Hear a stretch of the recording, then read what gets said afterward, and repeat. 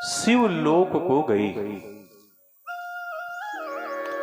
और शिव की कथा सुनी, शिव का कीर्तन किया। कथा के बाद महादेव के द्वारा, महादेव के भजन के बाद प्राप्त हुई सामग्री को स्वीकार किया। शिव के निर्माल्य को ग्रहण किया। प्रसाद की भैया अपनी बहुत बड़ी महत्वता है। प्रसाद सभी प्रकार के दुखों को नाश करने वाला है। शिव की कथा, शिव का कीर्तन, शिव का स्तवन और शिव पुराण कथा के बाद पंडित जी को प्रणाम करना, पंडित जी से कुछ चर्चा करना और प्रसाद देना, इसका परिणाम यह हुआ कि उसने जीवन में जितने पाप किए थे उन सारे पापों से उसे मुक्ति मिली और कैलाश में चली गई। कथा का तात्पर्य यह बिल्कुल भी नहीं है कि जीवन भर पाप करो और मृत्यु के समय ईश्वर का ध्यान करो तो मुक्ति मिल जाएगी। नहीं, मुक्ति मिलेगी तब जब पूरी तरीके से हाथ खड़े कर देंगे, अब हम आपके भरोसे हैं, हे परमात्मन, अब हम केवल आपके भरोसे हैं, तुम्हारे सिवा अब हमारा कोई नहीं है। और केवल इतना नहीं, वो चंचुला माता पार्वती की सहेली बन गई। भाई शिव के भक्त कौन, शिव के गण कौन है, शिव की सेवा करने वाले कौन है, शिव के निकट रहने वाले भूत प्रेत कौन है? वही जो शिव की पूजा करते हैं। तो देवी की परम सखी बन गई, प्रिय सखी बन गई। अच्छा, माता से संबंध जुड़ा तो माता के लिए कभी बेल पत्र, कभी फूल धतूरा आदि ले आती, क्योंकि ये माता पार्वती भगवान शिव को अर्पण करती है। राम कथा का अपना महत्व है, लेकिन शिव कथा सिखाती है कि घर के परिवार के लोग अलग अलग विचारधारा के क्यों ना हो, लेकिन शिव कथा का असली प्रसाद है अलग विचारधारा के लोग भी एक छत के नीचे इकट्ठे रहते हैं। ये महादेव की कथा का प्रसाद है। ऐसे रोज बातें होती माता पार्वती की और चंचुला की। भारतवर्ष में एक बड़ी जानकारी वाली लाइन है, जन्म जन्म का साथ है हमारा तुम्हारा। विवाह केवल वो 25-30 साल का बंधन नहीं है, विवाह जन्म जन्म का बंधन है। पति कितना ही अत्याचार क्यों न करे, लेकिन भारतवर्ष की आज भी पत्नियां हाथ बचाने के लिए भी हाथ नहीं उठाती कि कहीं पतिव्रत धर्म खंडित ना हो जाए, कि कोई देवता देखे कोई पुरुष पीट रहा हो अपनी पत्नी को और मैं ऐसे हाथ उठा लूं तो कहीं देवता ये न समझ जाए कि पति को मारने के लिए हाथ उठा। अपने बचाव के लिए भी हाथ नहीं उठाती। उस पति ने जिसने जीवन भर पत्नी की किसी प्रकार मदद नहीं की, आलोचना करता रहा, ऐसे पति के बारे में चंचुला ने धीरे से माता पार्वती से कहा, मां मैं कुछ पूछना चाहती हूं। पार्वती ने कहा, पूछो, तुम तो मेरे पास निकट रहती हो। तो चंचुला ने कहा, मां मैं जानना चाहती हूं मेरा पति कहां है। कल्पना करिए, वो पति जो वैश्यागामी हो गया था, लेकिन पति के साथ धर्म शब्द नहीं जुड़ता।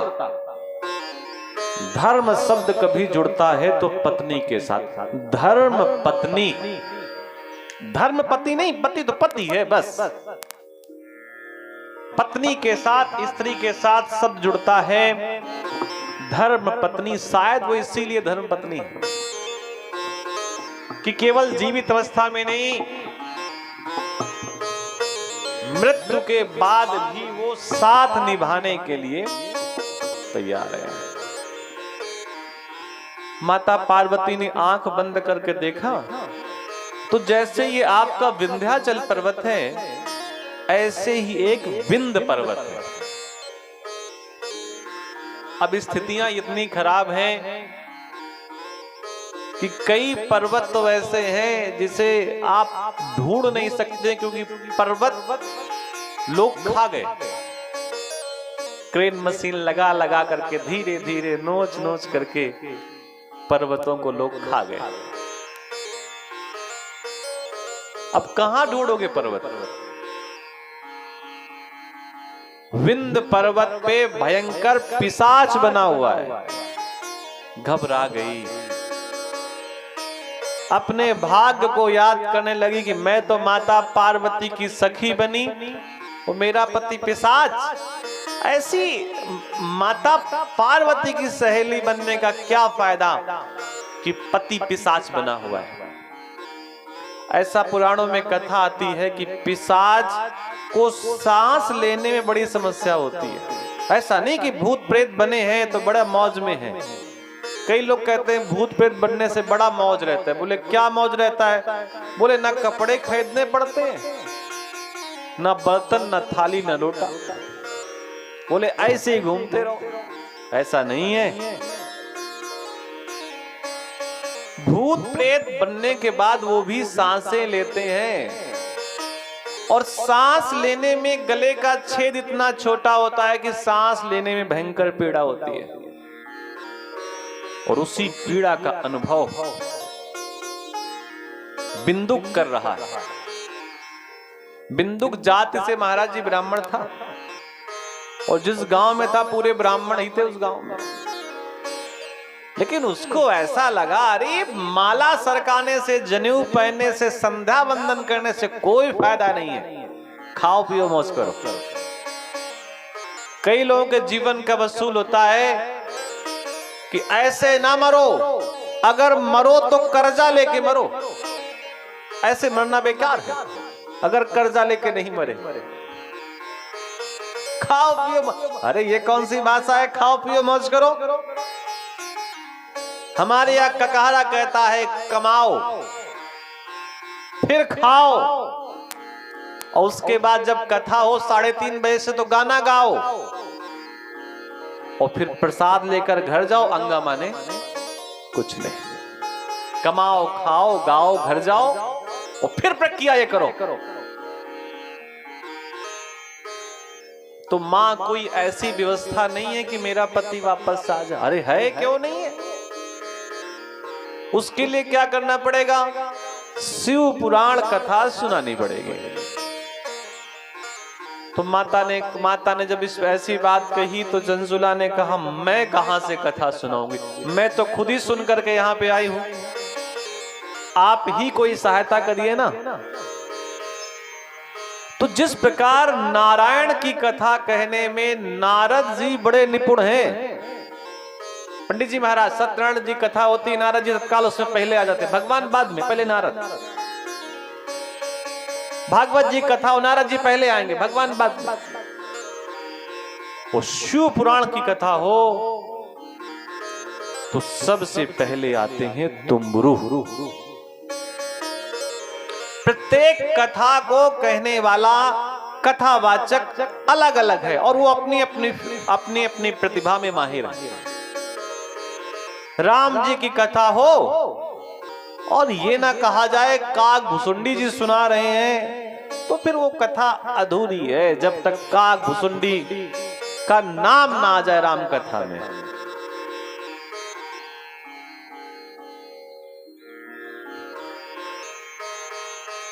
शिव कथा तुम्बरू सुनाते। माता ने तुम्बरू से कहा आजा भैया अपना बाजा वाजा लेकर के।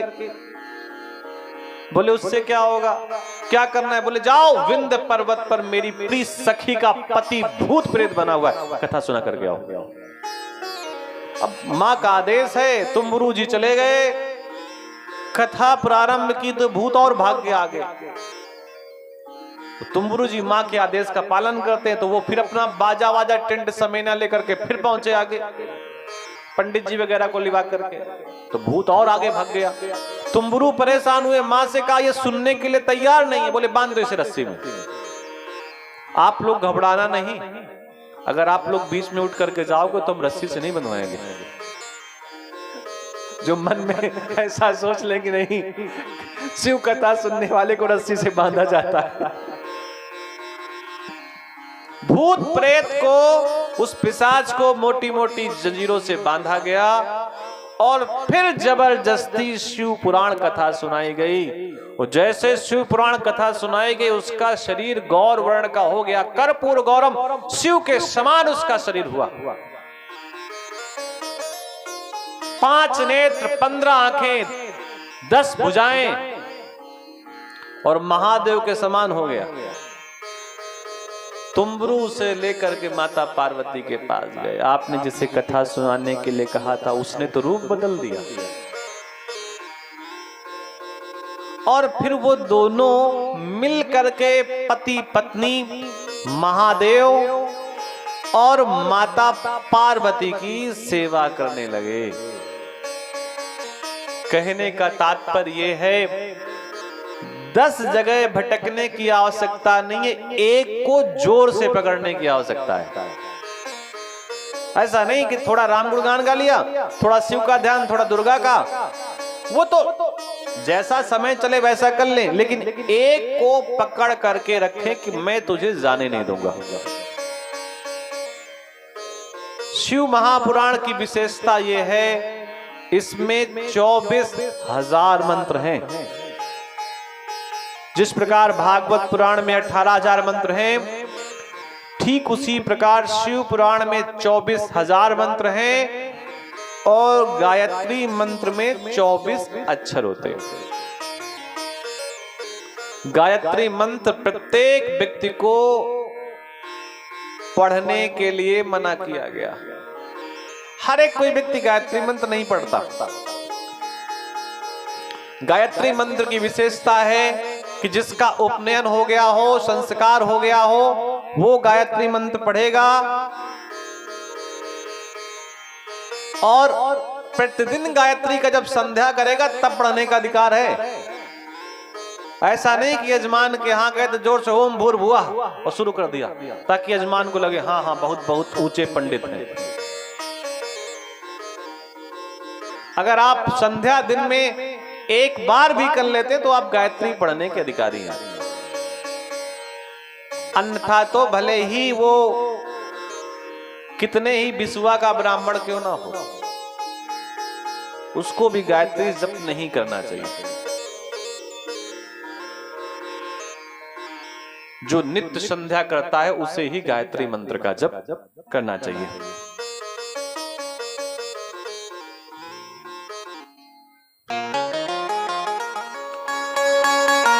लेकिन शिव पुराण कथा की विशेषता है कि आप जनेऊ पहने हो या ना पहने हो, कथा सुन सकते हैं, कोई भी सुन सकता है। शिव पुराण कथा और शिव की कथा सुनने का परिणाम है गायत्री मंत्र जपने के बाद जो फल मिलता है वो शिव पुराण कथा सुनने के बाद, शिव का भजन करने के बाद फल मिलता है। गायत्री मंत्र का एक अक्षर शिव महापुराण के 1000 श्लोक के बराबर है। महादेव के पूजन का विधान शिव महापुराण में पूजा अर्चना तपस्या आदि बहुत सारी चीजें हैं, कथा तो बहुत थोड़ी है। शिवलिंग की उत्पत्ति कहां से हुई, कहां से शिव का पूजन होता है, शिव के पूजन का परिणाम क्या है। एक बड़ी आसान भाषा है कि अगर भारतवर्ष का पूजन करना है, भारतवर्ष के मंदिरों की अर्चना करनी है, भारत के प्रत्येक व्यक्ति का सम्मान करना है, तो एक तरीका है वो ये कि भारत के झंडे का पूजन कर दीजिए। आप तिरंगा लगाइए और तिरंगे में फूल बरसा दीजिए, आरती बंदन चंदन आदि कर दीजिए, और उसका परिणाम पूरे भारतवर्ष की पूजा हो गई।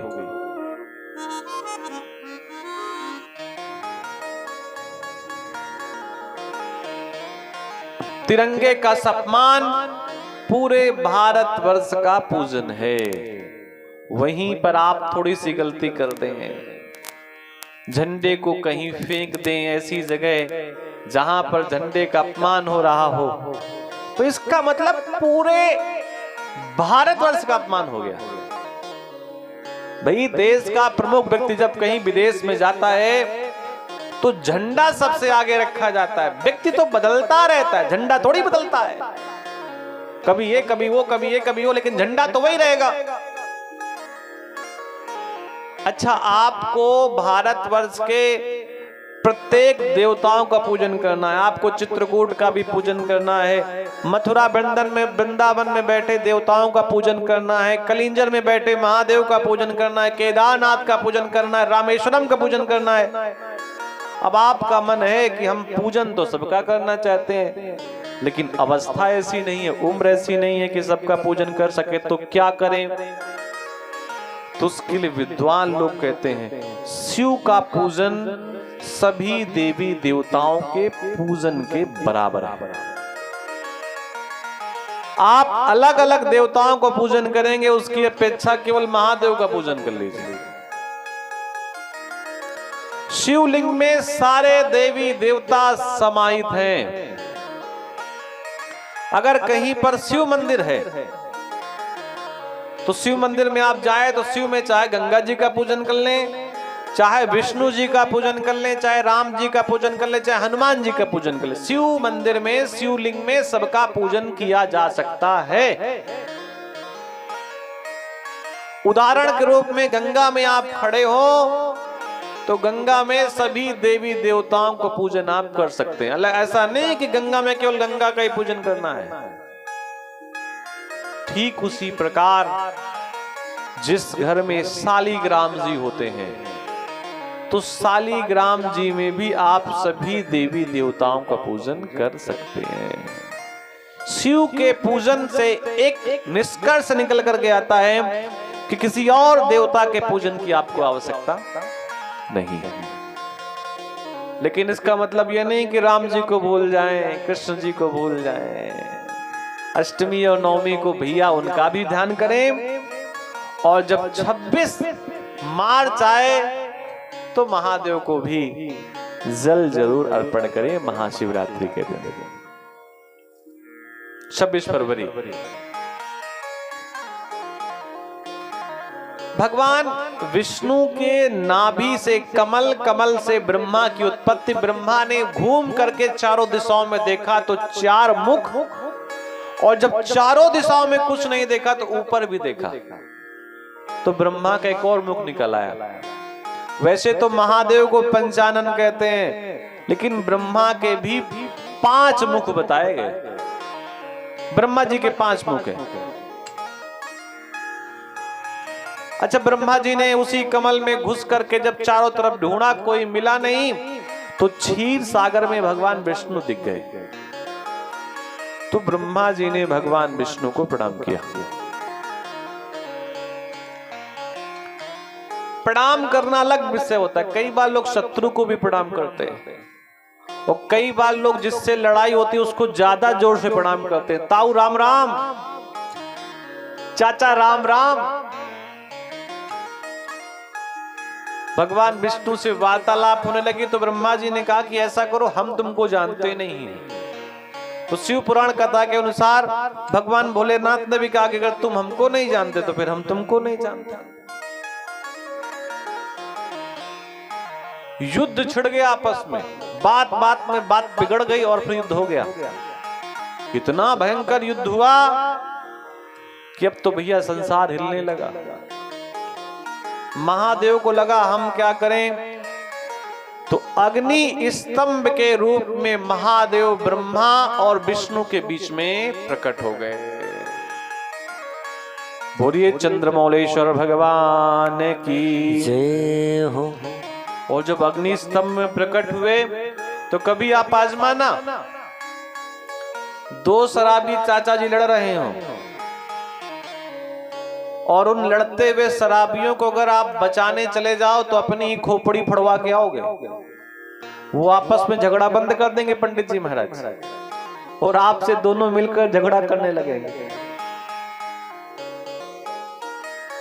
अरे शराबियों की तो हालत ऐसी है कि उनकी मोटरसाइकिल अगर कहीं रास्ते में गिरी हो और उन्हें आप उठाने चले जाओ तो बाद में हल्ला मचा के कहते हैं इसी ने हमको गिराया है। इसीलिए आप देखते हैं बेचारे शराबी बिना चिंता के लेटे रहते हैं और शाम तक ऐसे लेटे रहते हैं। फिर जब नशा थोड़ा सा ठंडा होता है तब उन्हें याद आती है कहाँ गाड़ी, कहाँ चाबी, कहाँ घर। ब्रह्मा विष्णु लड़ रहे थे भयंकर, तो अग्नि स्तंभ में महादेव प्रकट हुए। तो आपस में चर्चा की, लड़ाई तो हम लोग कल भी कर लेंगे, पहले पता करो ये कौन है जी। बीच में आ गए, उसको पार करने का प्रयास किया तो महादेव की लपट इतनी दिव्य थी, इतनी तेज थी कि अग्नि को पार नहीं कर पाए। आसपास ऊपर नीचे झांक करके देखा तो ना अंत का पता और ना आदि का पता। व्यक्ति को बड़ी चिंता होती है जब किसी का आता पता ना हो। कई लोग हमसे भी पूछे भैया जन्म स्थान कहाँ का है, असली वाले पंडित हो कि नकली वाले हो? तो हमने उनसे धीरे से कह दिया हम कमजोर पंडित हैं। कई लोग पूछते रहते हैं कौन से पंडित हो, कितने बिस्वा के हो, तो हम बता देते हैं 2.5 बिस्वा वाले हैं। क्या करें भाई, आपके पूछने का मतलब है अगर आपको हम बता देंगे कि हम इतने बड़े वाले पंडित हैं तो आपका अहंकार कमजोर पड़ जाएगा। तो आप प्रसन्न रहो। अगर हमारे कमजोर बताने से प्रसन्नता आपको होती है तो खूब प्रसन्न रहो। सत्यभामा जी के जब पिताजी की मृत्यु हुई तो भगवान कृष्ण बहुत रोए। आप कल्पना करिए, पिताजी की मृत्यु पे उतना नहीं रोए, लेकिन अपनी पत्नी के पिता के मृत्यु के बाद इतना रोए कि सत्यभामा जी को लगा कि हमसे ज्यादा दुख तो इनको है। आप बताइए किसी की मृत्यु से भगवान कृष्ण को दुख होता तो भगवान क्यों कहते अर्जुन उठा बाण, और कर्ण का पहिया जमीन में घुसा हुआ है, चला इसे। अर्जुन बार बार कहते हैं धर्म नहीं है, धर्म नहीं है, अधर्म है। भगवान कृष्ण कह रहे जो मैं कह रहा हूं वो कर, वही धर्म है जो मैं कह रहा हूं। तो अगर किसी की मृत्यु से भगवान कृष्ण को इतना रुदन होता तो क्या कर्ण को मारने के लिए कहते? 56 करोड़ यदुवंशी कृष्ण के सामने ही, और यदुवंशी का ऐसा मतलब नहीं कि यादव थे, वो उन्हीं के परिवार के थे, उन्हीं के पौत्र प्रपौत्र नाती बेटे आपस में कट करके मर गए।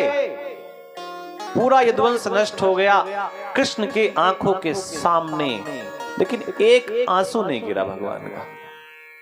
और वही सत्यभामा जी के पिता की मृत्यु पे इतना फूट फूट करके रोए कि सत्यभामा जी बड़ी प्रसन्न हुई रोने से कि ये मेरे पिताजी को बहुत बहुत चाहते हैं। अच्छा, किसी ने भगवान जी से पूछा कि भैया रो का रहे हो? तो कृष्ण भगवान ने कहा कि अगर मेरे रोने से मेरी पत्नी प्रसन्न है तो फिर रोने में कहीं कोई दुख नहीं है। और पता नहीं भारतवर्ष के पतियों को कहां नजर लग गई, किसकी नजर लग गई कि शादी के बाद बेचारे रोते ही रहते हैं। पता नहीं भगवान कृष्ण ने ऐसी लीला किया किसी और ने। तो कई बार लोग पूछते तो हम बता देते भैया कमजोर वाले पंडित हैं, असली वाले नहीं हैं। आदि और अंत कहीं नहीं दिखा महादेव का। तो भगवान विष्णु ने कहा मुझे सूकर बनने का बड़ा अनुभव है, मैं सूकर बन के इसका प्रारंभ ढूंढने का प्रयास करता हूं। ब्रह्मा जी ने कहा तुम तो सूकर ही बनो और मैं हंस में बैठ करके इसकी ऊंचाई पता करके आता हूं, कितना ऊंचा है, कितना लंबा है, कितना चौड़ा है, कहां तक है। भगवान विष्णु नीचे ढूंढते ढूंढते पहुंचे, कहीं कोई महादेव का अंत नहीं मिला। और ऐसी कथाएं आपने सुन रखी होंगी कि इन महादेव का अंत ही नहीं है। ये जो मैं कथा कर रहा हूं ये तो शिव पुराण की है और ऐसी अनेकों कथाएं हैं। ब्रह्मा जी ऊपर ढूंढते ढूंढते गए लेकिन उन्हें भी कहीं अता पता नहीं लगा। अहंकार बड़ी खतरनाक चीज है। ब्रह्मा को लगा मुझे जीतना है और मैं जीत कर रहूंगा।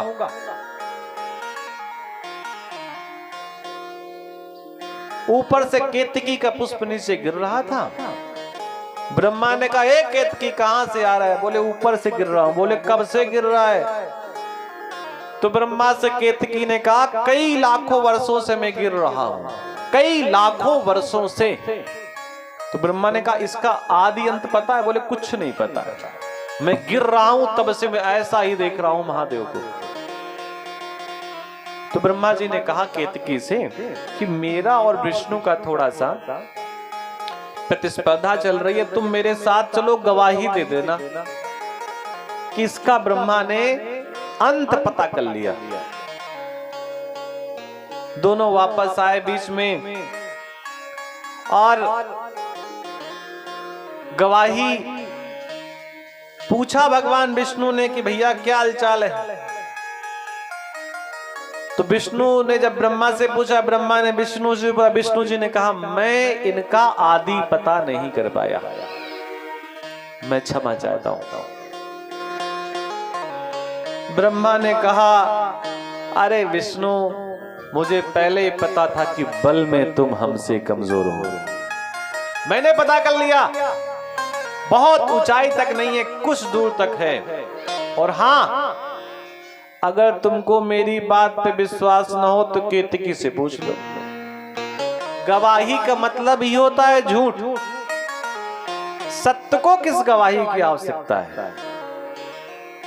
चार लोग जब हां में हां मिलाते हैं तो वो मतलब झूठ को ही सत्य साबित करने का पूरा प्रयास किया जाता है। लेकिन एक बात याद रखिए, सत्य सब झूठ सब देवताओं के सामने चल सकता है लेकिन झूठ महादेव को प्रिय नहीं है। उनका नाम ही है सत्यम, शिवम, सुंदरम। उसी समय महादेव जो शिवलिंग का आकार था उसको त्याग करके त्रिशूल लेकर प्रकट हो गए और ब्रह्मा की वो गर्दन हटा दी। जिस मुख से ब्रह्मा ने झूठ बोला था। तो मुख तो थे 5 लेकिन बचे 4। और जब ब्रह्मा का मुख कट गया तो केतकी को लगा जब ब्रह्मा की ये हालत है तो हमारा क्या हो गया। और केतकी ने तत्काल वही किया जो व्यक्ति को करना चाहिए, हाथ जोड़ करके महादेव के पीछे पैरों पे गिर पड़ा कि मारो चाहे उबारो, सब कुछ आपके हाथ में है। आप ही आदि हैं, अंत हैं, योगी हैं। भगवान शिव ने कहा अब तो तुम लेट ही गए हो, अब तुम्हें मार तो नहीं सकता लेकिन तुम बहुत सुगंधित पुष्प हो, मैं तुम्हें त्यागता हूं। मेरी पूजा में कोई भी भक्त तुम्हें कभी अर्पण नहीं करेगा। मैं धतूरे का पुष्प स्वीकार कर लूंगा, अकौड़े का पुष्प स्वीकार कर लूंगा, कोई भी पुष्प मैं स्वीकार करूंगा, लेकिन केवड़े तूने झूठ बोला है। कोई भी मेरा भक्त तुझे मेरे ऊपर अर्पण नहीं करेगा, और जो अर्पण कर देगा उसके पुण्य थोड़े से कमजोर हो जाएंगे। सुगंधित पुष्प इतना केवड़ा, रोने लगा महादेव। आपके यहां तो लोग फल की जगह धतूरा चढ़ा जाते हैं, कच्चा बेर हो पका बेर हो सब चढ़ा जाते हैं। अरे कुछ लोग तो अपने आप को चढ़ा देते हैं। अगर आप त्याग देंगे तो फिर मैं किसकी शरण में जाऊंगा? अगर महादेव ही आप त्याग देंगे तो मैं किसकी शरण में जाऊंगा? अब भगवान शिव भी बड़े उदार हैं, उनका नाम ही भोले भंडारी है। नाम ही कई लोग भोले कहते हैं, कई लोग भोला कहते हैं, कई लोग प्रेम से भुलवा कहते हैं, लेकिन भगवान शिव किसी प्रकार से नाराज नहीं है। भगवान शिव ने कहा ठीक है, अगर तू अपने बारे में ऐसा कह रहा है कि तुझसे गलती हो गई, तो देख पूजा में तो तुझे कोई मेरे ऊपर अर्पण नहीं करेगा, लेकिन पूजा के बाद जब पुष्पांजलि होती है, अगर उस पुष्पांजलि में तुझे किसी ने स्वीकार किया और तुझे किसी ने पुष्पांजलि में लेकर के मुझे अर्पण किया, तो मैं बुरा नहीं मानूंगा। एक बात और भगवान शिव ने उदारता के साथ कह दी कि कहीं शिव पुराण की कथा हो रही हो, कहीं रुद्र यज्ञ हो रहा हो, कहीं मेरे निमित्त कोई कार्य हो रहा हो, तो मंडप आदि सजाने में भी अगर तेरा उपयोग किया गया तो मैं नाराज नहीं होऊंगा, लेकिन सीधे सीधे पूजा में तू मेरे ऊपर नहीं चढ़ेगा। इस प्रकार भगवान शिव ने केतकी को भी प्रसन्न किया। बोलिए वृंदावन बिहारी लाल की जय।